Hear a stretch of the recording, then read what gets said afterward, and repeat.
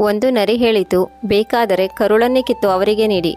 ಆದರೆ ಈ 3 ಜನರು ಯಾವಾಗಲೂ ನಮ್ಮವರಾಗಲು ಸಾಧ್ಯವಿಲ್ಲ. ದರ್ಶಕ ಬಂಧುಗಳೇ, ಇಂದಿನ ಮಾಹಿತಿ ತುಂಬ ಮಹತ್ವಪೂರ್ಣವಾಗಿದೆ. ನಿಮ್ಮ ಜೀವನದಲ್ಲಿ ಒಳ್ಳೆಯ ನೀತಿ ಪಾಠವನ್ನು ಕಲಿಸಿಕೊಡುತ್ತದೆ. ಒಂದಾನೊಂದು ಕಾಲದಲ್ಲಿ ಒಂದು ನಗರದಲ್ಲಿ ಕೀರ್ತಿವರ್ಮ ಎಂಬ ರಾಜ ರಾಜಭಾರ ಮಾಡುತ್ತಿದ್ದನು. ರಾಜನ ಅರಮನೆಯ ಬಳಿ ಸ್ವರ್ಗದಲ್ಲಿರುವಂತಹ ಒಂದು ಸುಂದರವಾದ ಹೂದೋಟವಿತ್ತು. ಅದರಲ್ಲಿ ವಿವಿಧ ಬಗೆಯ ಹೂಗಳು, ಹಣ್ಣುಗಳು ಕಂಗೊಳಿಸುತ್ತಿದ್ದವು.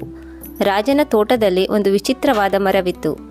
ಅದರಲ್ಲಿ ಚಿನ್ನದ ಹಣ್ಣುಗಳು ಬೆಳೆಯುತ್ತಿದ್ದವು. ಆ ಮರದ ರಕ್ಷಣೆಗಾಗಿ ರಾಜನು ಹಲವಾರು ಸಿಪಾಯಿಗಳನ್ನು ನೇಮಿಸಿದನು. ಯಾರೂ ಕೂಡ ಆ ಮರದಿಂದ ಹಣ್ಣನ್ನು ಕಿತ್ತುಕೊಂಡು ಹೋಗಬಾರದೆಂದು ಹಾಗೆ ಮಾಡಿದ್ದನು. ತೋಟದ ಆಳು ಕೂಡ ತೋಟವನ್ನು ಚೆನ್ನಾಗಿ ನೋಡಿಕೊಳ್ಳುತ್ತಿದ್ದನು. ಮಾಲಿಯು ಸಂಜೆ ಹೋಗುವಾಗ ಹಣ್ಣುಗಳನ್ನು ಎಣಿಸಿ ಹೋಗುತ್ತಿದ್ದನು. ಬೆಳಿಗ್ಗೆ ಬಂದು ಮತ್ತೆ ಪುನಃ ಹಣ್ಣುಗಳನ್ನು ಎಣಿಸುತ್ತಿದ್ದನು. ಒಂದು ದಿನ ಏನಾಯಿತು ಎಂದರೆ, ಮಾಲಿಯು ಬೆಳಿಗ್ಗೆ ಬಂದು ಹಣ್ಣುಗಳನ್ನು ಎಣಿಸಿದಾಗ ಒಂದು ಹಣ್ಣು ಕಡಿಮೆ ಇರುವುದು ತೋರಿತು. ತಕ್ಷಣ ಮಾಲಿಯು ರಾಜನ ದರ್ಬಾರಿಗೆ ಹೋಗಿ ಈ ವಿಷಯವನ್ನು ರಾಜನಿಗೆ ತಿಳಿಸಿದನು. ರಾಜನು ಕೂಡ ತಕ್ಷಣ ಇದನ್ನು ತಿಳಿದು ತೋಟಕ್ಕೆ ಧಾವಿಸಿ ಬಂದನು. ರಾಜನಿಗೆ ಇದು ತುಂಬ ಅಚ್ಚರಿ ಎನಿಸಿತು. ನಮ್ಮ ತೋಟದಲ್ಲಿ ಇಷ್ಟೊಂದು ಬಿಗಿ ಬಂದೋಬಸ್ತ್ ಇದ್ದರೂ ಕೂಡ, 4 ಕಡೆಯೂ ಸೈನಿಕರು ಗಸ್ತು ತಿರುಗುತ್ತಿದ್ದರೂ ಕೂಡ ಕೊನೆಗೂ ಒಂದು ಚಿನ್ನದ ಹಣ್ಣನ್ನು ಯಾರೋ ಕದ್ದೊಯ್ದಿದ್ದಾರೆ. ಆಗ ರಾಜನು ದರ್ಬಾರಿನಲ್ಲಿ ಒಂದು ಘೋಷಣೆಯನ್ನು ಕೂಗಿದನು. ಯಾರು ಈ ಚಿನ್ನದ ಹಣ್ಣನ್ನು ಕದ್ದವರನ್ನು ಹಿಡಿದುಕೊಂಡು ಬರುತ್ತಾರೆ, ಅಂಥವರಿಗೆ ನಮ್ಮ ರಾಜ ದರ್ಬಾರಿನಲ್ಲಿ ಎಲ್ಲರ ಮುಂದೆ ಸನ್ಮಾನ ಮಾಡುತ್ತೇವೆ. ರಾಜನ ಈ ಮಾತನ್ನು ಕೇಳಿ ರಾಜನ ದೊಡ್ಡ ರಾಜಕುಮಾರನು ಹೇಳಿದನು, ಅಪ್ಪಾಜಿ, ಈ ರೀತಿ ಕಳ್ಳತನವಾಗುತ್ತಿದೆ ಎಂದಾದರೆ ನೀವೇನು ಚಿಂತೆ ಮಾಡಬೇಡಿ. ಇಂದಿನಿಂದ ನಾನೇ ಗಸ್ತು ತಿರುಗುತ್ತೇನೆ. ಯಾವ ಕಳ್ಳನು ನಮ್ಮ ತೋಟದಿಂದ ಹಣ್ಣನ್ನು ಕಿತ್ತು ತೆಗೆದುಕೊಂಡು ಹೋಗಿದ್ದಾನೋ ಅವನನ್ನು ನಾನು ಹಿಡಿಯುತ್ತೇನೆ. ಇದರಿಂದ ರಾಜನು ಸಂತುಷ್ಟನಾಗಿ ತನ್ನ ಹಿರಿಯ ರಾಜಕುಮಾರನಿಗೆ ತೋಟವನ್ನು ಕಾಯಲು ಅನುಮತಿ ನೀಡಿದನು. ದರ್ಶಕ ಬಂಧುಗಳೇ, ಇದಾದ ಮೇಲೆ ದೊಡ್ಡ ರಾಜಕುಮಾರನು ತೋಟದ ಸುತ್ತಮುತ್ತ ತಾನೇ ಸ್ವತಃ ಕಾವಲು ಕಾಯತೊಡಗಿದನು. ಹೀಗೆ ಗಸ್ತು ತಿರುಗುತ್ತಾ 2-3 ಗಂಟೆಗಳ ನಂತರ ರಾಜಕುಮಾರನು ನಿದ್ದೆ ಹೋದನು. ಬೆಳಿಗ್ಗೆ ಎದ್ದು ರಾಜಕುಮಾರನು ಹಣ್ಣನ್ನು ಎಣಿಸಿದಾಗ ಅದರಲ್ಲಿ ಒಂದು ಹಣ್ಣು ಕಡಿಮೆ ಇರುವುದು ತೋರಿತು. ರಾಜಕುಮಾರನಿಗೆ ತುಂಬ ಅಚ್ಚರಿಯಾಯಿತು. ಅವನಿಗೆ ಅನಿಸಿತು, ನಾನು ಇಡೀ ರಾತ್ರಿ ಗಸ್ತು ತಿರುಗಿದರೂ ಯಾರೋ ಹಣ್ಣನ್ನು ಕದ್ದೊಯ್ದಿದ್ದಾರೆ. ತಕ್ಷಣ ಅವನು ರಾಜನಿಗೆ ಈ ವಿಷಯವನ್ನು ಹೇಳಿದನು. ಆಗ ರಾಜನು ಅಂದುಕೊಂಡನು, ನಮ್ಮ ದೊಡ್ಡ ಮಗನೂ ಕೂಡ ಚಿನ್ನದ ಹಣ್ಣುಗಳನ್ನು ರಕ್ಷಿಸಲು ವಿಫಲನಾಗಿದ್ದಾನೆ. ರಾತ್ರಿ ಅವನು ಹಣ್ಣನ್ನು ಕಾಯುತ್ತಿದ್ದರೂ ಕೂಡ ಕಳ್ಳರು ಹಣ್ಣನ್ನು ಕದ್ದೊಯ್ದಿದ್ದಾರೆ. ಮಾರನೇ ದಿನ ಮತ್ತೊಬ್ಬ ರಾಜಕುಮಾರನು ರಾಜನಲ್ಲಿ ಹಣ್ಣನ್ನು ಕಾವಲು ಕಾಯಲು ಅನುಮತಿಯನ್ನು ಕೇಳಿದನು. ಅಪ್ಪಾಜಿ, ಚಿನ್ನದ ಹಣ್ಣುಗಳನ್ನು ನೀಡುವ ವೃಕ್ಷವನ್ನು ಕಾಯುವ ಕೆಲಸವನ್ನು ಇಂದು ನಾನು ಮಾಡುತ್ತೇನೆ. ಯಾರು ಹಣ್ಣನ್ನು ಕದ್ದೊಯ್ಯುತ್ತಾರೆ ನೋಡುತ್ತೇನೆ. ವೀಕ್ಷಕರೇ, ಆ ದಿನ ರಾತ್ರಿಗಾಗಿ ಕಾವಲು ಕಾಯಲು ತನ್ನ 2ನೇ ರಾಜಕುಮಾರನಿಗೆ ರಾಜನು ಅನುಮತಿ ನೀಡಿದನು ಮತ್ತು ಹೇಳಿದನು, ಮಗ, ಹೋಗು, ನಮ್ಮ ವೃಕ್ಷವನ್ನು ಸರಿಯಾಗಿ ಕಾವಲು ಕಾದಿರು. ಬೆಳಗಾಗುವುದರ ಒಳಗಾಗಿ ಕಳ್ಳನು ನಮ್ಮ ಬಳಿ ಇರಬೇಕು. ಹೀಗೆ ರಾಜನ 2ನೇ ಪುತ್ರನು ಕೂಡ ಮರವನ್ನು ಕಾವಲು ಕಾಯಲು ಹೊರಟು ಹೋದನು. ಇಡೀ ರಾತ್ರಿ ಅವನು ಕಾವಲು ಕಾಯತೊಡಗಿದನು. ಸರಿರಾತ್ರಿ ಆಗುತ್ತಿದ್ದಂತೆ ಅವನಿಗೂ ಕೂಡ ನಿದ್ದೆ ಬಂದಿತು. ಅವನು ಕೂಡ ನಿದ್ದೆ ಹೋದನು. ಮತ್ತೆ ಆ ರಾತ್ರಿಯೂ ಕೂಡ ಕಳ್ಳತನವಾಯಿತು. ಇದನ್ನು ನೋಡಿ ರಾಜನು ತುಂಬ ಚಿಂತೆಗೆ ಒಳಗಾದನು. ಉಳಿದ ದರ್ಬಾರಿನ ಜನರಿಗೂ ಕೂಡ ಇಲ್ಲಿ ಏನು ನಡೆಯುತ್ತಿದೆ ಎಂದು ಗೊತ್ತಾಗಲಿಲ್ಲ. ಅಷ್ಟಕ್ಕೂ ಇದಕ್ಕೆ ಯಾವ ಕ್ರಮವನ್ನು ಕೈಗೊಳ್ಳಬೇಕು ಎಂದು ಎಲ್ಲರೂ ಇದರ ಬಗ್ಗೆ ಯೋಚಿಸಿ ತುಂಬ ಹತಾಶೆಗೊಳಗಾದರು. ಆಗ ರಾಜರ ಚಿಕ್ಕ ರಾಜಕುಮಾರ ಹೇಳಿದನು, ಅಪ್ಪಾಜಿ, ನನಗೂ ಕೂಡ ಚಿನ್ನದ ಹಣ್ಣುಗಳನ್ನು ನೀಡುವ ವೃಕ್ಷದ ಕಾವಲು ಕಾಯಲು ಅವಕಾಶ ನೀಡಿ. ಇಲ್ಲಿಯವರೆಗೂ ನಿಮಗೆ ಚಳ್ಳೆಹಣ್ಣು ತಿನ್ನಿಸುತ್ತಿರುವ ಕಳ್ಳ ಯಾರು ಎಂದು ನಾನು ಕೂಡ ನೋಡಲು ಬಯಸುತ್ತೇನೆ. ನಾನು ಅವಶ್ಯವಾಗಿ ನಿಮಗೆ ಆ ಕಳ್ಳನನ್ನು ಹಿಡಿದುಕೊಡುತ್ತೇನೆ. ಇಂದು ನನಗೆ ವೃಕ್ಷವನ್ನು ಕಾವಲು ಕಾಯಲು ಅನುಮತಿ ನೀಡಿ. ಮಿತ್ರರೇ, ಮತ್ತೊಂದು ವಿಷಯವೇನೆಂದರೆ, ರಾಜ ಕೀರ್ತಿವರ್ಮನು ತನ್ನ ಕೊನೆಯ ರಾಜಕುಮಾರನನ್ನು ಇಷ್ಟಪಡುತ್ತಿರಲಿಲ್ಲ. ಚಿಕ್ಕ ರಾಜಕುಮಾರನು ತುಂಬ ಮೂರ್ಖನೆಂದು ಅವನು ತಿಳಿದುಕೊಂಡಿದ್ದನು. ಆಗ ರಾಜನು ತನ್ನ ಚಿಕ್ಕ ಮಗನಲ್ಲಿ ಹೇಳಿದನು, ನಿನ್ನ 2 ಅಣ್ಣಂದಿರು ಅಸಫಲರಾಗಿದ್ದಾರೆ ಎಂದ ಮೇಲೆ ನಿನ್ನಿಂದ ಏನು ಮಾಡಲು ಸಾಧ್ಯ? ಆದ್ದರಿಂದ ಮಗ, ಹೋಗು, ನಿನ್ನ ಕೆಲಸ ನೀನು ನೋಡಿಕೋ. ಇದು ನಿನ್ನಿಂದ ಆಗುವ ಕೆಲಸವಲ್ಲ. ಆಗ ಚಿಕ್ಕ ರಾಜಕುಮಾರ ಹೇಳಿದನು, ಅಪ್ಪಾಜಿ, ನನಗೆ ಒಂದು ಅವಕಾಶ ನೀಡಿ. ರಾಜಕುಮಾರನು ಪದೇ ನಿವೇದಿಸಿಕೊಂಡ ಮೇಲೆ ಕೊನೆಯಲ್ಲಿ ರಾಜನು ಚಿಕ್ಕ ರಾಜಕುಮಾರನಿಗೆ ತೋಟವನ್ನು ಕಾಯಲು ಅನುಮತಿ ನೀಡಿದನು. ಚಿಕ್ಕ ರಾಜಕುಮಾರನು ರಾತ್ರಿ ತೋಟವನ್ನು ಕಾಯಲು ತೋಟಕ್ಕೆ ಬಂದನು. ರಾತ್ರಿಯಿಡೀ ಎಚ್ಚರವಿದ್ದು ತೋಟವನ್ನು ಕಾಯತೊಡಗಿದನು. ಇಂದು ಚಿಕ್ಕ ರಾಜಕುಮಾರನು ಒಂದು ನಿರ್ಧಾರಕ್ಕೆ ಬಂದಿದ್ದನು. ಏನೇ ಆಗಲಿ, ನಾನು ಮಾತ್ರ ಇಂದು ರಾತ್ರಿ ನಿದ್ದೆ ಮಾಡುವುದಿಲ್ಲ. ಅವಶ್ಯವಾಗಿ ನಾನು ಆ ಕಳ್ಳನನ್ನು ಹಿಡಿಯುತ್ತೇನೆ. ತನ್ನ ನಿದ್ದೆಯನ್ನು ಗೆದ್ದು ರಾಜಕುಮಾರನು ಆ ಮರದ ಮೇಲೆ ಇಡೀ ರಾತ್ರಿ ತನ್ನ ದೃಷ್ಟಿ ನೆಟ್ಟಿದ್ದನು. ಅರ್ಧ ರಾತ್ರಿಯ ನಂತರ ಚಿಕ್ಕ ರಾಜಕುಮಾರ ನೋಡಿದನು, ಒಂದು ಚಿನ್ನದ ಗಿಳಿಯು ಹಾರುತ್ತಾ ಮರದ ಮೇಲೆ ಬಂದು ಕುಳಿತಿತ್ತು. ನಂತರ ನೋಡುತ್ತಲೇ ಒಂದು ಚಿನ್ನದ ಹಣ್ಣನ್ನು ತನ್ನ ಕೊಕ್ಕಿನಿಂದ ಕಚ್ಚಿ ಹಾರಲು ಅನುವಾಯಿತು.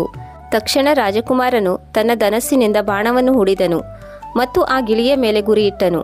ರಾಜಕುಮಾರ ಚಿನ್ನದ ಹಣ್ಣನ್ನು ಕದಿಯುವವರು ಯಾರು ಮನುಷ್ಯರಿರಬೇಕು ಎಂದುಕೊಂಡಿದ್ದನು. ಆದರೆ ಇದಂತೂ ಒಂದು ಗಿಳಿಯಾಗಿತ್ತು.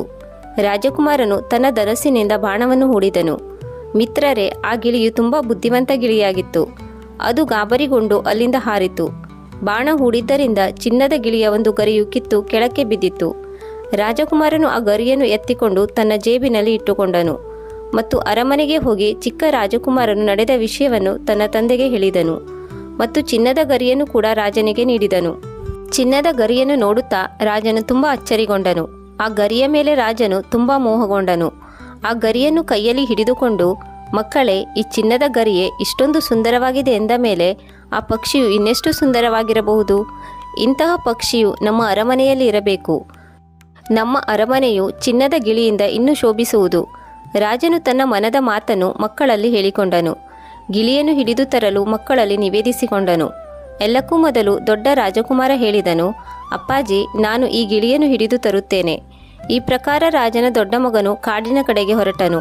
ಕಾಡಿಗೆ ಬಂದು ತಲುಪಿದ ನಂತರ ಒಂದು ಮರದ ಕೆಳಗೆ ಒಂದು ನರಿ ವಿಶ್ರಾಂತಿ ತೆಗೆದುಕೊಳ್ಳುತ್ತಿರುವುದನ್ನು ನೋಡಿದನು. ನರಿಯನ್ನು ನೋಡಿ ರಾಜಕುಮಾರನು ಅದರ ಮೇಲೆ ಬಾಣದ ಪ್ರಯೋಗ ಮಾಡಲು ಬಾಣ ಹೂಡಿದನು. ರಾಜಕುಮಾರನು ಬಾಣ ಹೂಡುವುದನ್ನು ನೋಡಿ ನರಿಯು ಹೇಳಿತು, ಹೇ ರಾಜಕುಮಾರ, ನನ್ನನ್ನು ಕೊಲ್ಲಬೇಡ. ನೀನು ಚಿನ್ನದ ಗಿಳಿಯನ್ನು ಹುಡುಕಲು ಬಂದಿದ್ದೀಯಾ ಎಂದು ನನಗೆ ಗೊತ್ತು. ಒಂದು ವೇಳೆ ನೀನು ನನ್ನ ಸಲಹೆಯನ್ನು ಒಪ್ಪಿಕೊಂಡರೆ ಮತ್ತು ನಾನು ಹೇಳಿದ ದಾರಿಯಲ್ಲಿ ಸಾಗಿದರೆ ಅವಶ್ಯವಾಗಿ ನೀನು ಚಿನ್ನದ ಗಿಳಿಯನ್ನು ಹುಡುಕುವುದರಲ್ಲಿ ಸಫಲನಾಗುತ್ತೀಯ. ನೀನು ಈ ದಾರಿಯಲ್ಲಿ ಸೀದಾ ಮುಂದಕ್ಕೆ ಸಾಗು. ಮುಂದೆ ಹೋದ ನಂತರ ಒಂದು ಹಳ್ಳಿಗೂ ಮೊದಲು 2 ಗುಹೆಗಳು ಸಿಗುತ್ತವೆ. ಅದರಲ್ಲಿ ಒಂದು ಗುಹೆಯು ಅಲಂಕೃತಗೊಂಡಂತೆ ಸುಂದರವಾಗಿ ತೋರುತ್ತದೆ. ಅದು ನೋಡಲು ತುಂಬ ಆಕರ್ಷಕವಾಗಿದೆ. ಆದರೆ ಮತ್ತೊಂದು ಗುಹೆ ತುಂಬ ಭಯಾನಕವಾಗಿ ಗಿಡ ಗಂಟೆಗಳಿಂದ ಬೆಳೆದುಕೊಂಡಿದೆ. ಆದರೆ ನೀನು ಆ ಸುಂದರ ಗುಹೆಯಲ್ಲಿ ಮಾತ್ರ ಪ್ರವೇಶ ಮಾಡಬೇಡ. ನೀನು ಆ ಗಿಡ ಗಂಟೆಗಳಿಂದ ಕೂಡಿದ ಗುಹೆಯನ್ನು ಪ್ರವೇಶ ಮಾಡು. ಒಂದು ವೇಳೆ ನೀನು ಆ ಗುಹೆಯೊಳಗೆ ಹೋದರೆ ನಿನ್ನ ಉದ್ದೇಶವು ಸಫಲವಾಗುವುದು. ಆಗ ರಾಜಕುಮಾರ ಯೋಚಿಸಿದನು, ಅವಶ್ಯವಾಗಿ ಈ ನರಿಯು ನನ್ನನ್ನು ಮೂರ್ಖನನ್ನಾಗಿ ಮಾಡಲು ಪ್ರಯತ್ನಿಸುತ್ತಿದೆ. ನಾನು ಈ ಧೂರ್ತ ನರಿಯ ಮಾತುಗಳನ್ನು ಕೇಳಬಾರದು ಎಂದು ಯೋಚಿಸುತ್ತಾ ರಾಜಕುಮಾರ ಹೇಳಿದನು, ಎಲೈ ಧೂರ್ತ ನರಿಯೇ, ನೀನು ನನ್ನನ್ನು ಮೂರ್ಖನೆಂದು ತಿಳಿದುಕೊಂಡಿದ್ದೀಯೇನು? ನನಗೆ ನಿನ್ನ ಸಹಾಯ ಹಾಗೂ ಸಲಹೆ ಬೇಕಾಗಿಲ್ಲ. ಇಷ್ಟು ಹೇಳಿ ರಾಜಕುಮಾರನು ತನ್ನ ಬಿಲ್ಲಿನಿಂದ ಬಾಣವನ್ನು ನರಿಯ ಮೇಲೆ ಹೂಡಿದನು. ಆಗ ಆ ಬುದ್ಧಿವಂತ ನರಿಯು ಚಾಲಾಕಿತನದಿಂದ ಅಲ್ಲಿಂದ ತಪ್ಪಿಸಿಕೊಂಡು ಓಡಿ ಹೋಯಿತು. ಇದಾದ ಮೇಲೆ ರಾಜಕುಮಾರನು ಮುಂದೆ ಧಾವಿಸಿದನು. ಒಂದು ನಗರಕ್ಕೆ ಬಂದು ತಲುಪಿದನು. ನಗರವನ್ನು ಪ್ರವೇಶ ಮಾಡುವುದಕ್ಕಿಂತ ಮೊದಲು ನಿಜವಾಗಿಯೂ ಅಲ್ಲಿ 2 ಗುಹೆಗಳಿದ್ದವು. ಒಂದು ಸುಂದರವಾದ ಗುಹೆಯಾಗಿತ್ತು. ಅದರ ಒಳಗಿನಿಂದ ಜನರು ನೃತ್ಯ ಮಾಡುವ, ಹಾಡುವ ಶಬ್ದಗಳು ಕೇಳಿಬರುತ್ತಿತ್ತು. ಆ ಸುಂದರ ಗುಹೆಯನ್ನು ನೋಡಿ ಆ ರಾಜಕುಮಾರನ ಮನದಲ್ಲೂ ಕೂಡ ಆ ಗುಹೆಯೊಳಗೆ ಹೋಗುವ ಇಚ್ಛೆಯಾಯಿತು ಮತ್ತು ರಾಜಕುಮಾರನು ಸುಂದರವಾದ ಗುಹೆಯೊಳಗೆ ಹೋಗಿ ನಿಂತನು. ನಂತರ ಅವನು ಕೂಡ ಹಾಡು ಕುಣಿತದಲ್ಲಿ ಮಗ್ನನಾದನು. ಹೀಗೆ ಕುಣಿಯುತ್ತಾ ಅವನು ತಾನು ಚಿನ್ನದ ಗಿಳಿಯನ್ನು ಹುಡುಕಲು ಬಂದಿದ್ದೇನೆ ಅನ್ನುವುದನ್ನೇ ಮರೆತು ಹೋದನು. ಇದೇ ರೀತಿಯಲ್ಲಿ ಹಲವಾರು ದಿನಗಳು ಕಳೆದವು. ಅವನು ಚಿನ್ನದ ಗಿಳಿಯನ್ನು ಹುಡುಕಲೂ ಇಲ್ಲ ಅಥವಾ ತನ್ನ ಅರಮನೆಗೆ ಹಿಂತಿರುಗಲೂ ಇಲ್ಲ.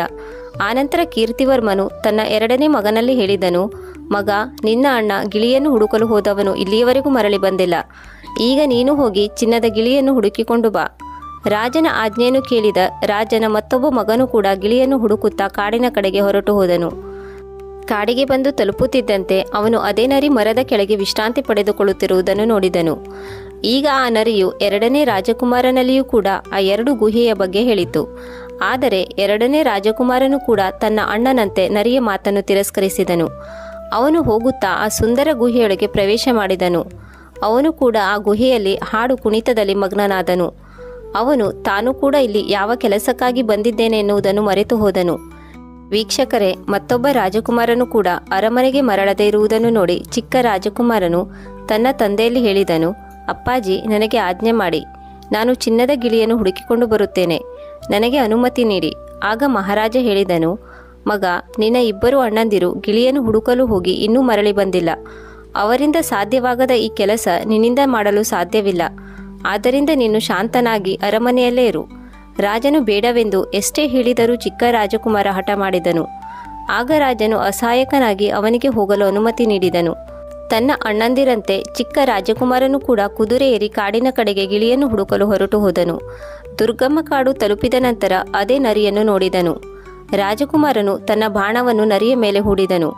ನರಿಯು ಹೇಳಿತು, ರಾಜಕುಮಾರ, ನೀನು ನನ್ನನ್ನು ಕೊಲ್ಲಬೇಡ, ನಾನು ನಿನಗೆ ಸಹಾಯ ಮಾಡುತ್ತೇನೆ. ಒಂದು ವೇಳೆ ನೀನು ನನ್ನ ಮಾತನ್ನು ಕೇಳಿದರೆ ನೀನು ಇಲ್ಲಿಗೆ ಬಂದ ಉದ್ದೇಶವು ಈಡೇರುವುದು. ವೀಕ್ಷಕರೇ, ಆ ರಾಜಕುಮಾರನು ನರಿಯ ಮಾತನ್ನು ಗಮನವಿಟ್ಟು ಕೇಳಿದನು ಮತ್ತು ಹೇಳಿದನು, ಸರಿ, ನೀನು ಹೇಗೆ ಹೇಳುತ್ತೀಯಾ, ನಾನು ಹಾಗೆ ಮಾಡುತ್ತೇನೆ. ಏನು ಮಾಡಬೇಕು ಹೇಳು. ಆಗ ನರಿಯು ಖುಷಿಯಾಗಿ ಹೇಳಿತು, ಹೇ ರಾಜಕುಮಾರನೇ, ನೀನು ತುಂಬ ಒಳ್ಳೆಯವನೆಂದು ತೋರುತ್ತಿದ್ದೀಯಾ, ಏಕೆಂದರೆ ನೀನು ನನ್ನ ಮಾತನ್ನು ತಮಾಷೆ ಎಂದು ತಿಳಿದುಕೊಳ್ಳಲಿಲ್ಲ. ನೀನು ನನ್ನ ಮೇಲೆ ಬಾಣ ಕೂಡ ಹೂಡಲಿಲ್ಲ. ಇದರಿಂದ ನಾನು ತುಂಬ ಪ್ರಸನ್ನನಾಗಿದ್ದೇನೆ. ನಿನಗೆ ನನ್ನಿಂದ ಸಾಧ್ಯವಾದಷ್ಟು ಸಹಾಯ ಮಾಡಲು ಪ್ರಯತ್ನಿಸುತ್ತೇನೆ. ನನ್ನ ಜೊತೆ ಬಾ, ನಾನು ನಿನ್ನನ್ನು ಅಲ್ಲಿಗೆ ತಲುಪಿಸುತ್ತೇನೆ. ನೀನು ನನ್ನ ಮೇಲೆ ಕುಳಿತುಕೋ ಎಂದು ಹೇಳಿ ನರಿಯು ಬೃಹದಾಕಾರವನ್ನು ತಾಳಿತು. ರಾಜಕುಮಾರನು ಅದರ ಮೇಲೆ ಕುಳಿತುಕೊಂಡನು. ರಾಜಕುಮಾರನು ನರಿಯ ಮೇಲೆ ಕುಳಿತುಕೊಳ್ಳುತ್ತಿದ್ದಂತೆ ಅದು ತಕ್ಷಣ ಗಾಳಿಯಲ್ಲಿ ಹಾರತೊಡಗಿತು. ಸ್ವಲ್ಪ ಹೊತ್ತಿನಲ್ಲೇ ಆ ಕಾಡು ಹಾಗೂ ಪರ್ವತಗಳನ್ನು ದಾಟುತ್ತಾ ಆ ನಗರಕ್ಕೆ ಬಂದಿತು. ಅಲ್ಲಿ 2 ಗುಹೆಗಳಿದ್ದವು. ನಂತರ ರಾಜಕುಮಾರನು ನರಿಯು ಹೇಳಿದ ಹಳೆಯ ಗುಹೆಯನ್ನು ಪ್ರವೇಶ ಮಾಡಿದನು. ಅಲ್ಲಿ ತನ್ನ ವಾಸ್ತವ್ಯವನ್ನು ಹೂಡಿದನು. ಅಲ್ಲಿಂದ ಸ್ವಲ್ಪ ದೂರದಲ್ಲಿ ತುಂಬ ಸುಂದರವಾದ ಗುಹೆ ಕಾಣುತ್ತಿತ್ತು. ಆದರೆ ಚಿಕ್ಕ ರಾಜಕುಮಾರನು ಆ ಸುಂದರ ಗುಹೆಯ ಮೋಹಕ್ಕೆ ಒಳಗಾಗದೆ ಆ ಗುಹೆಯೊಳಗೆ ಹೋಗಲಿಲ್ಲ. ಸ್ವಲ್ಪ ಹೊತ್ತು ವಿಶ್ರಾಂತಿ ತೆಗೆದುಕೊಂಡು ಸಂಜೆಯಾಗುತ್ತಿದ್ದಂತೆ ರಾಜಕುಮಾರನು ಅಲ್ಲಿಂದ ಮುಂದೆ ಸಾಗಿ ಬಂದ ನಂತರ ಅದೇ ನರಿಯನ್ನು ಮತ್ತೆ ಭೇಟಿಯಾದನು. ನರಿಯು ರಾಜಕುಮಾರನಲ್ಲಿ ಹೇಳಿತು, ಓ ರಾಜಕುಮಾರ, ಇಲ್ಲಿಂದ ಮುಂದೆ ನೀನು ಏನು ಮಾಡಬೇಕೆಂದು ನಾನು ನಿನಗೆ ಹೇಳುತ್ತೇನೆ.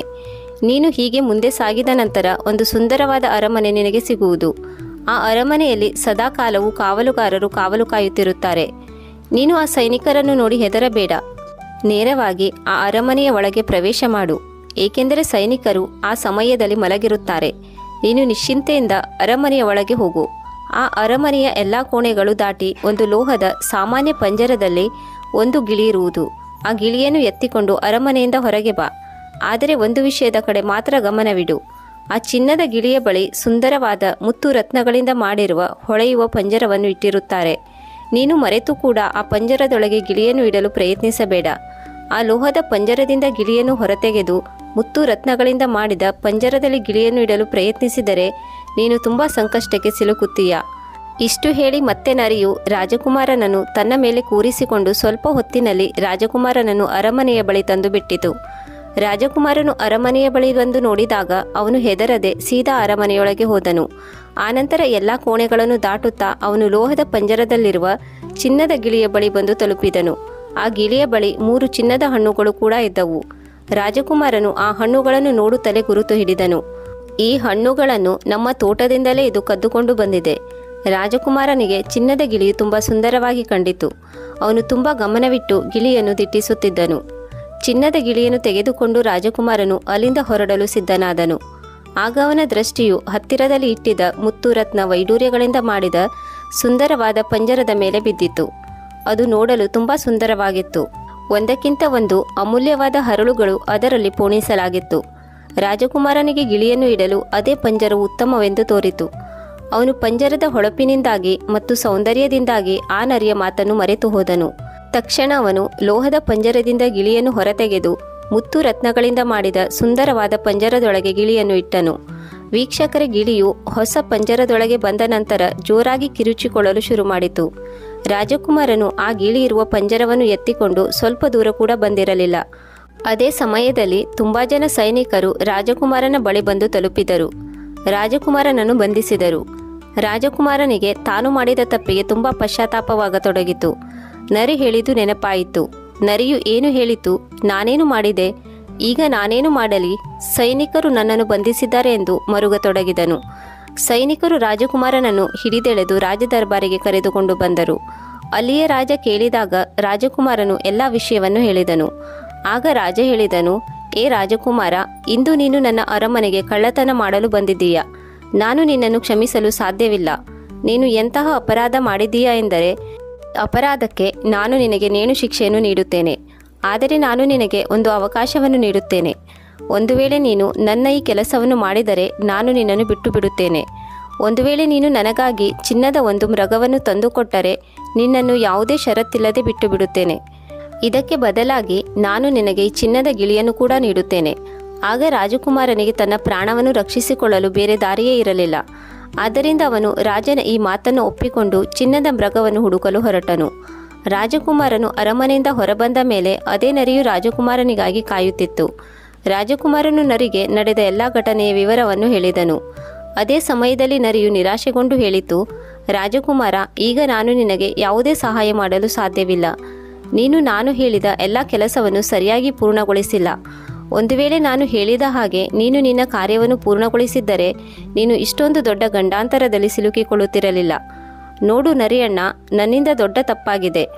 ನನ್ನನ್ನು ಕ್ಷಮಿಸಿಬಿಡು. ಇನ್ನೊಮ್ಮೆ ಒಂದೇ ಒಂದು ಬಾರಿ ನನಗೆ ಸಹಾಯ ಮಾಡು. ನಿನ್ನ ಈ ಉಪಕಾರವನ್ನು ನಾನು ಎಂದಿಗೂ ಮರೆಯುವುದಿಲ್ಲ.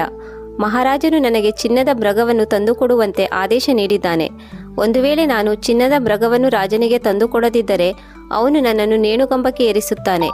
ಆಗ ನರಿಯು ರಾಜಕುಮಾರನ ಮಾತನ್ನು ಕೇಳಿ ಹೇಳಿತು, ಆಯಿತು ರಾಜಕುಮಾರ, ನಾನು ನಿನಗೆ ಸಹಾಯ ಮಾಡುತ್ತೇನೆ. ಈಗ ನೀನು ಒಂದು ಕೆಲಸ ಮಾಡು. ನನ್ನ ಮೇಲೆ ಸವಾರಿ ಮಾಡಿ ನನ್ನ ಜೊತೆ ಬಾ. ಇಲ್ಲಿಂದ ತುಂಬ ದೂರ ಹೋದ ಮೇಲೆ ಮತ್ತೊಂದು ರಾಜ್ಯದಲ್ಲಿ ಒಂದು ಅರಮನೆ ಕಾಣಿಸುವುದು. ಅರಮನೆಯ ಮುಂದಿನ ಹೂದೋಟದಲ್ಲಿ ನಿನಗೆ ಚಿನ್ನದ ಮೃಗ ಗೋಚರಿಸುವುದು. ನೀನು ಯಾರಿಗೂ ತಿಳಿಯದಂತೆ ಆ ಚಿನ್ನದ ಮೃಗವನ್ನು ಹಿಡಿದುಕೊಂಡು ಬಾ. ಆದರೆ ರಾಜಕುಮಾರ, ಒಂದು ಮಾತನ್ನು ಮಾತ್ರ ನೆನಪಿಟ್ಟುಕೋ. ಮೃಗವನ್ನು ಕಟ್ಟಿಹಾಕಲು ಅಲ್ಲಿ 2 ಹಗ್ಗಗಳು ಇರುತ್ತವೆ. ಒಂದು ಹಗ್ಗ ಹಳೆಯದಾಗಿರುತ್ತದೆ, ಮತ್ತೊಂದು ಚಿನ್ನದ ಹಗ್ಗವಾಗಿರುತ್ತದೆ. ಮೃಗವನ್ನು ಸಾಧಾರಣ ಹಗ್ಗದಲ್ಲಿ ಕಟ್ಟಿಹಾಕು. ಚಿನ್ನದ ಹಗ್ಗವನ್ನು ಮುಟ್ಟಬೇಡ. ಇದಾದ ಮೇಲೆ ನೀನು ಆ ಮೃಗದ ಬೆನ್ನೇರಿ ಕುಳಿತು ಸವಾರಿ ಮಾಡು. ಆ ಮೃಗವು ಕುದುರೆಯಂತೆ ಓಡುತ್ತದೆ. ಆ ಮೃಗವನ್ನು ಓಡಿಸಿಕೊಂಡು ತೋಟದಿಂದ ಹೊರಗಡೆ ಬಂದು ಬಿಡು. ಆಗ ರಾಜಕುಮಾರ ಹೇಳಿದನು, ನರಿಯಣ್ಣ, ಈ ಬಾರಿ ನಾನು ಯಾವ ತಪ್ಪು ಮಾಡುವುದಿಲ್ಲ. ನೀನು ಹೇಳಿದಂತೆ ಮಾಡುತ್ತೇನೆ. ವೀಕ್ಷಕರೇ, ನರಿಯು ರಾಜಕುಮಾರನನ್ನು ತನ್ನ ಬೆನ್ನ ಮೇಲೆ ಕೂರಿಸಿಕೊಂಡು ಅರಮನೆಯ ಕಡೆಗೆ ಹಾರಿ ಬಂದಿತು. ಸ್ವಲ್ಪ ಹೊತ್ತಿನಲ್ಲಿ ರಾಜಕುಮಾರನೊಂದಿಗೆ ಆ ತೋಟದ ಬಳಿ ಬಂದಿತು ಮತ್ತು ಅಲ್ಲಿಂದ ಹೊರಟು ಹೋಯಿತು. ತಕ್ಷಣ ರಾಜಕುಮಾರನು ಅರಮನೆಯ ಬಳಿಗೆ ಬಂದನು. ನೋಡಿದಾಗ ಅಲ್ಲಿರುವ ಎಲ್ಲ ಸೈನಿಕರು ಮಲಗಿದ್ದರು. ಸ್ವಲ್ಪ ಹೊತ್ತಿನಲ್ಲಿ ರಾಜಕುಮಾರನು ಅರಮನೆಯ ಒಳಗೆ ಪ್ರವೇಶಿಸಿ ಮುಂದಿರುವ ತೋಟದ ಕಡೆಗೆ ಬಂದನು. ಆ ತೋಟದಲ್ಲಿ ಸುಂದರವಾದ ಸುವರ್ಣ ಮೃಗವು ಸುತ್ತಾಡುತ್ತಿತ್ತು. ರಾಜಕುಮಾರ ಇಷ್ಟೊಂದು ಸುಂದರ ಮೃಗವನ್ನು ಕನಸು ಮನಸ್ಸಿನಲ್ಲಿಯೂ ನೋಡಿರಲಿಲ್ಲ. ರಾಜಕುಮಾರನು ಅದರ ಬಳಿ ಬಂದು ಮೃಗವನ್ನು ಹಿಡಿದುಕೊಂಡನು. ಮೃಗವನ್ನು ಹಿಡಿದುಕೊಂಡು ಹೊರಬರುತ್ತಿದ್ದಾಗ ಅವನ ದೃಷ್ಟಿಯು ಮೂಲೆಯಲ್ಲಿ ಬಿದ್ದ ಒಂದು ಚಿನ್ನದ ಹಗ್ಗದ ಮೇಲೆ ಬಿತ್ತು. ಆ ಹಗ್ಗವು ನೋಡಲು ತುಂಬ ಸುಂದರವಾಗಿತ್ತು. ಅದರಲ್ಲಿ ಮುತ್ತು ರತ್ನ ಹವಳಗಳು ಪೋಣಿಸಲಾಗಿತ್ತು. ಅದರ ಬಳಿ ಒಂದು ಹಳೆಯ ಸಾಮಾನ್ಯ ಹಗ್ಗ ಕೂಡ ಇತ್ತು. ಇಷ್ಟೊಂದು ಸುಂದರವಾದ ಚಿನ್ನದ ಮೃಗಕ್ಕೆ ಸಾಧಾರಣ ಹಗ್ಗವನ್ನು ಕಟ್ಟುವುದು ಸರಿಯಲ್ಲ ಎಂದು ರಾಜಕುಮಾರನು ಚಿನ್ನದ ಹಗ್ಗದ ಲೋಭದಲ್ಲಿ ಮುಳುಗಿದನು. ಅವನು ಸಾಧಾರಣ ಹಗ್ಗವನ್ನು ಬಿಟ್ಟು ಚಿನ್ನದ ಹಗ್ಗವನ್ನು ಎತ್ತಿಕೊಂಡನು ಮತ್ತು ಮೃಗದ ಕುತ್ತಿಗೆಗೆ ಕಟ್ಟತೊಡಗಿದನು. ಅದೇ ಸಮಯದಲ್ಲಿ ಆ ಮೃಗವು ಜೋರಾಗಿ ಕೂಗಾಡತೊಡಗಿತು. ಮೃಗದ ಕಿರುಚುವ ಶಬ್ದವನ್ನು ಕೇಳಿ ಅರಮನೆಯ ಸೈನಿಕರು, ನೌಕರರು ಎದ್ದರು. ಸ್ವಲ್ಪ ಹೊತ್ತಿನಲ್ಲಿ ಸೈನಿಕರು ರಾಜಕುಮಾರನನ್ನು ಬಂಧಿಸಿದರು ಮತ್ತು ತಮ್ಮ ರಾಜನ ಮುಂದೆ ತಂದು ನಿಲ್ಲಿಸಿದರು. ರಾಜನು ಎಲ್ಲ ಕಥೆಯನ್ನು ಕೇಳಿ ಹೇಳಿದನು, ಹೇ ಯುವಕ, ನೀನು ನನ್ನ ಚಿನ್ನದ ಮೃಗವನ್ನು ಕದ್ದೊಯ್ಯಲು ಪ್ರಯತ್ನಿಸಿದ್ದೀಯಾ? ಆದ್ದರಿಂದ ನಾನು ನಿನಗೆ ಮರಣದಂಡನೆ ಶಿಕ್ಷೆಯನ್ನು ವಿಧಿಸುತ್ತೇನೆ. ಒಂದು ವೇಳೆ ನೀನು ನನ್ನ ಒಂದು ಕೆಲಸವನ್ನು ಮಾಡಿದರೆ ನಿನ್ನನ್ನು ಜೀವಂತವಾಗಿ ಬಿಟ್ಟು ಬಿಡುತ್ತೇನೆ. ಇಲ್ಲೇ ಹತ್ತಿರದಲ್ಲಿ ಒಂದು ಸುಂದರವಾದ ಅರಮನೆ ಇದೆ. ಅದು ಮುತ್ತು ರತ್ನ ವೈಡೂರ್ಯಗಳಿಂದ ಮಾಡಲ್ಪಟ್ಟಿದೆ. ಆ ಅರಮನೆಯಲ್ಲಿ ಸುಂದರ ರಾಜಕುಮಾರಿ ಇರುತ್ತಾಳೆ.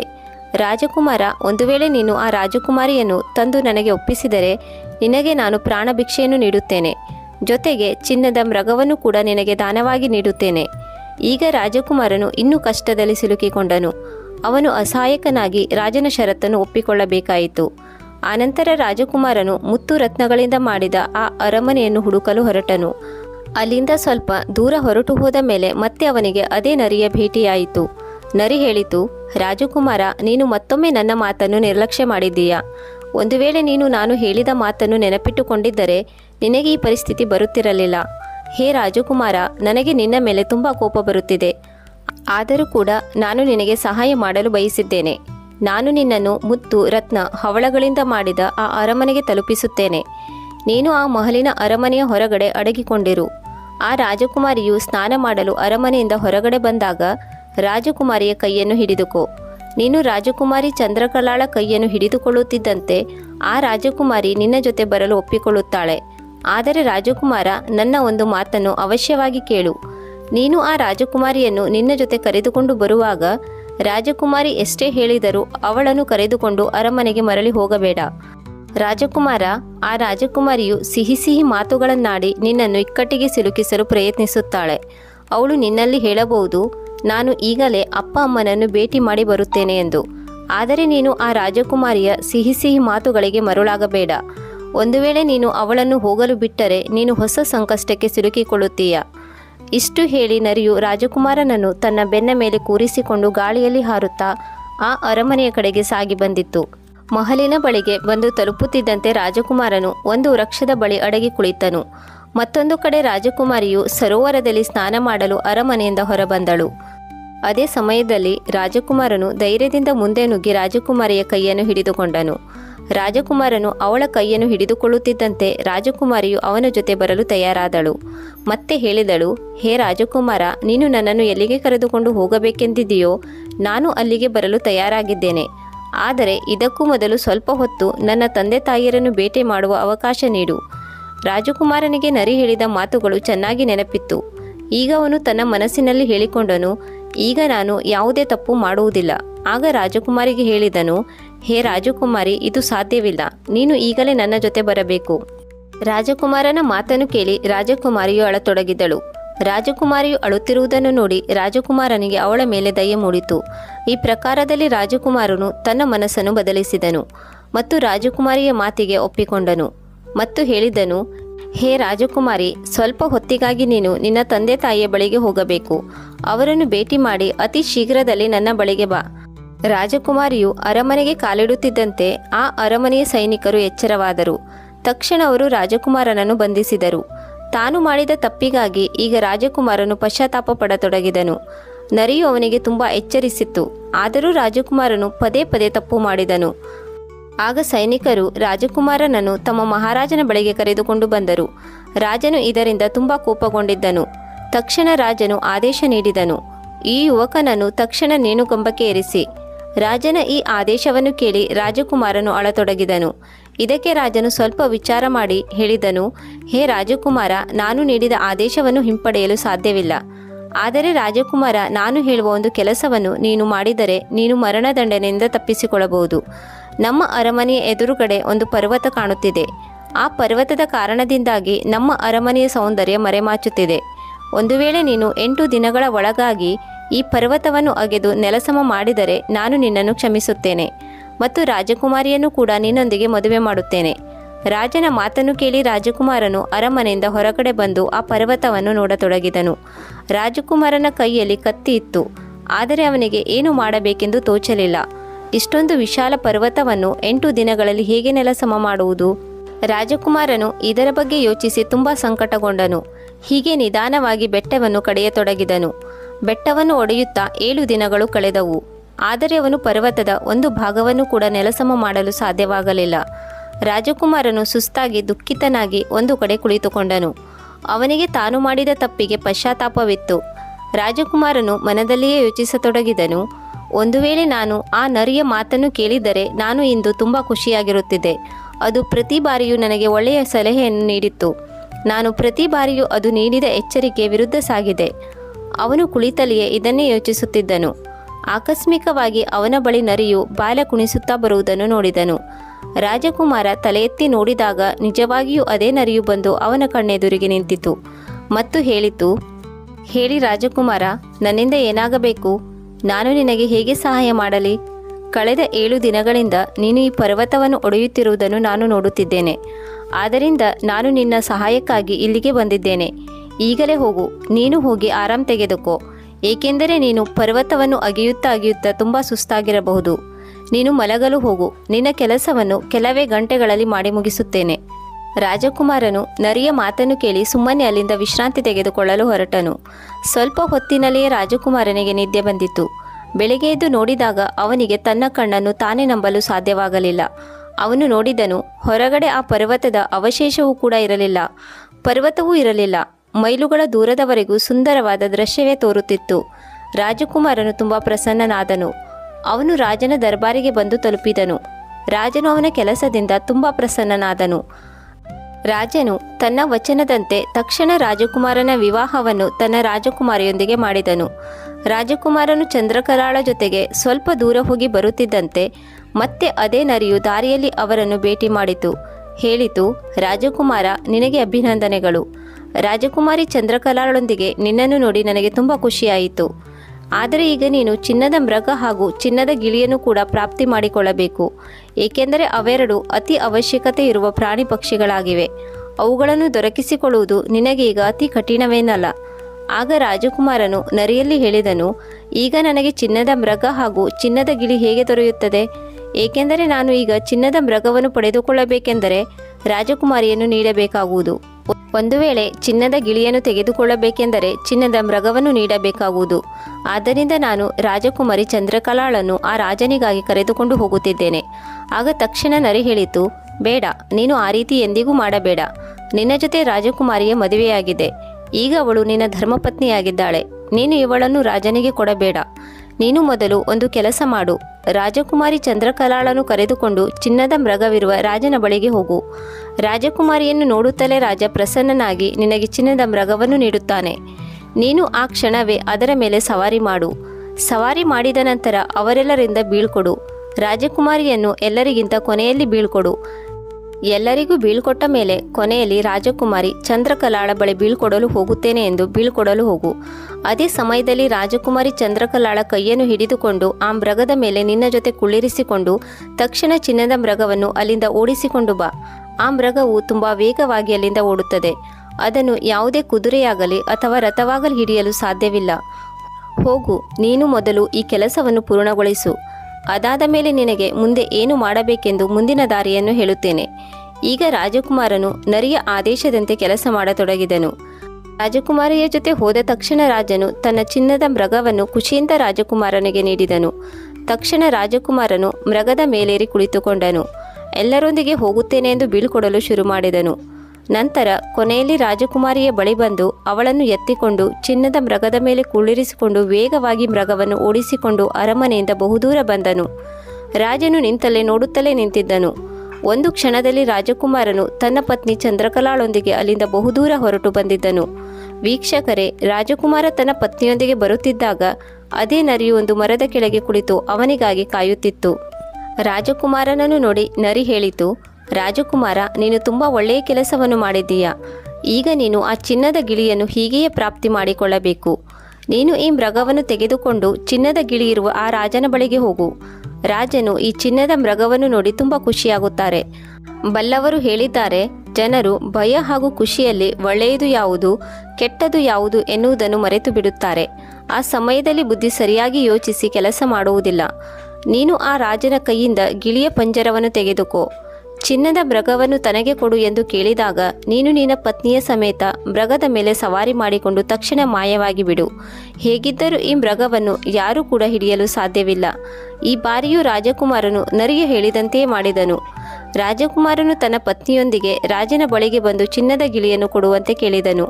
ರಾಜನು ಗಿಳಿಯ ಪಂಜರವನ್ನು ರಾಜಕುಮಾರನ ಕೈಗೆ ಒಪ್ಪಿಸಿದನು.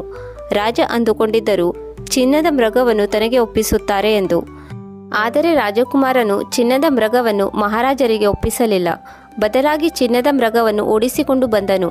ಆ ಮೃಗವು ನೋಡುತ್ತಿದ್ದಂತೆ ಗಾಳಿಯಲ್ಲಿ ಹಾರಾಡತೊಡಗಿತು. ರಾಜನು ನೋಡುತ್ತಲೇ ಇದ್ದನು. ಹೀಗೆ ಮುಂದೆ ಸಾಗಿ ಬಂದಾಗ ರಾಜಕುಮಾರನಿಗೆ ಅದೇ ನರಿಯು ಮತ್ತೆ ಭೇಟಿಯಾಯಿತು.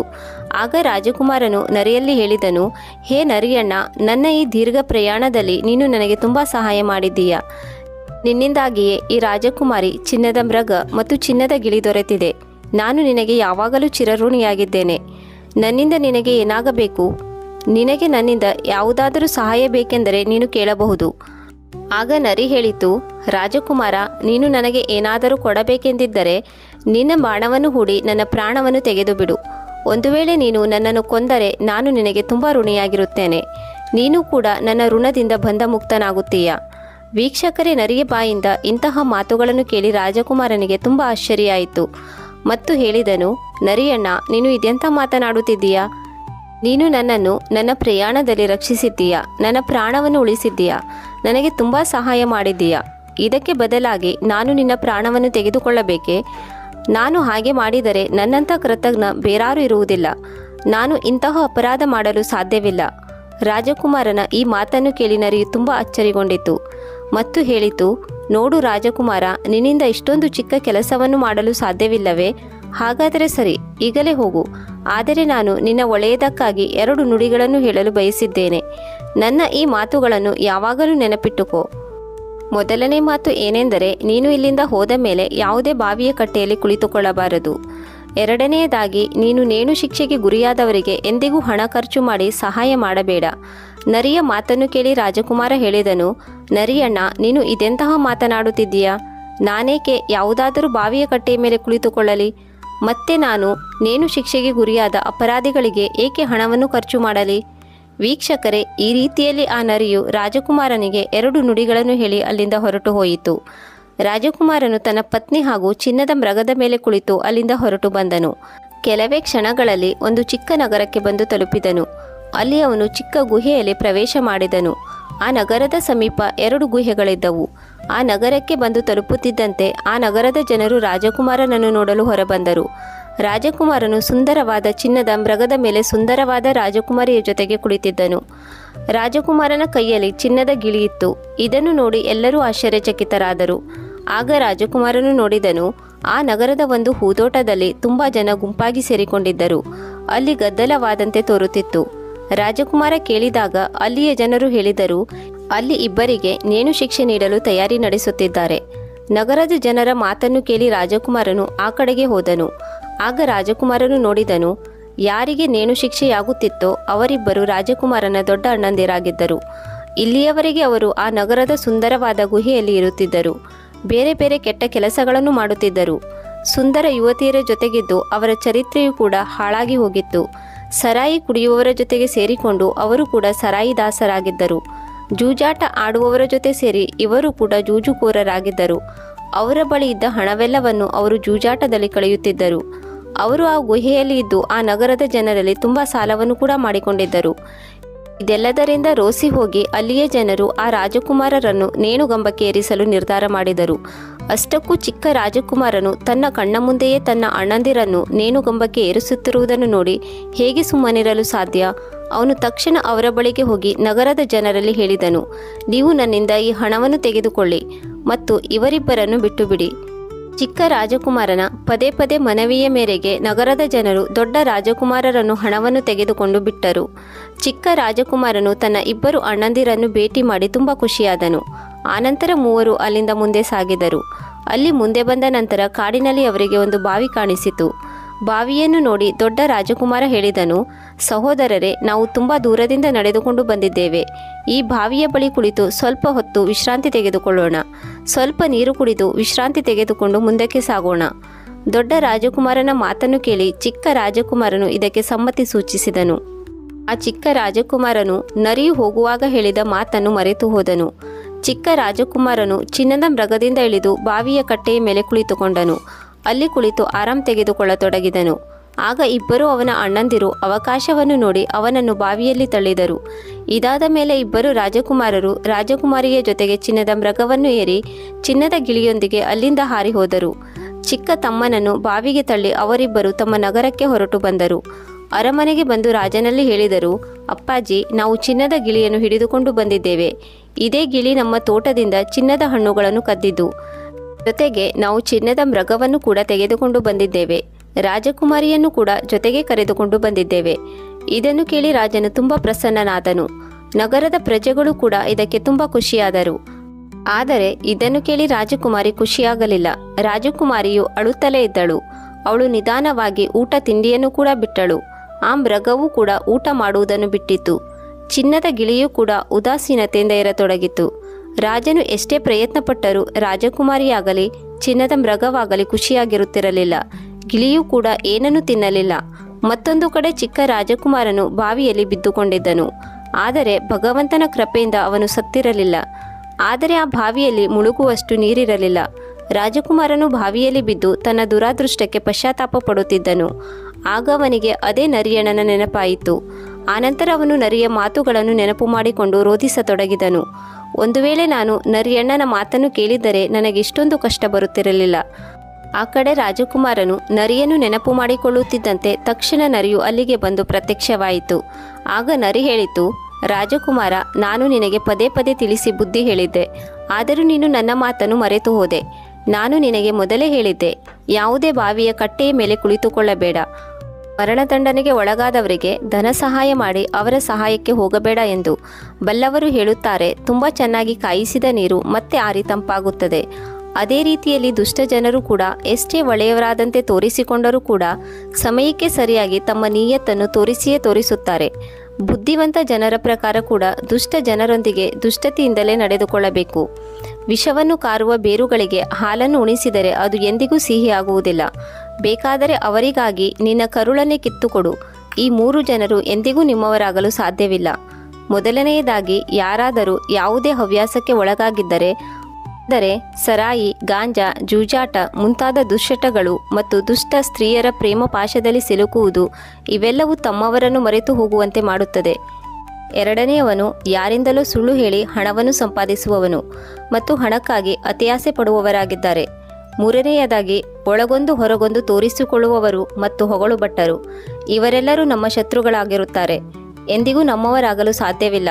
ಅವರನ್ನು ನಮ್ಮವರೆಂದು ತಿಳಿದುಕೊಳ್ಳುವವರು ಮೂರ್ಖರೇ ಸರಿ. ಇಲ್ಲಿಯವರೆಗೂ ನನ್ನ ಯಾವುದೇ ಮಾತುಗಳನ್ನು ನೀನು ಕೇಳಲಿಲ್ಲ. ಕೊನೆಯ ಬಾರಿ ಈಗ ನಾನು ನಿನಗೆ ಸಹಾಯ ಮಾಡುತ್ತೇನೆ. ರಾಜಕುಮಾರ, ನಿನಗಾಗಿ ಒಂದು ಚಿಕ್ಕ ಹಗ್ಗವನ್ನು ಬಾವಿಗೆ ಬಿಡುತ್ತಿದ್ದೇನೆ.